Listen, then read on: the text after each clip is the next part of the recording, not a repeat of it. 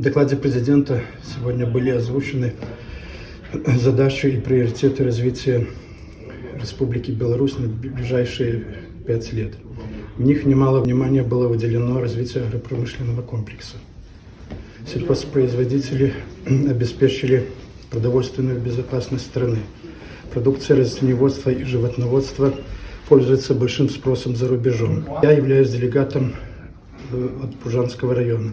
Нас, аграриев, этот вопрос волнует не в меньшей степени. Тем более, что далее развитию сельского хозяйства и деревни будет уделяться немало времени. Будут строиться дороги, будет продолжаться строительство жилья на земле, и также будет уделяться внимание многодетным семьям, что будет способствовать привлечению молодежи на село.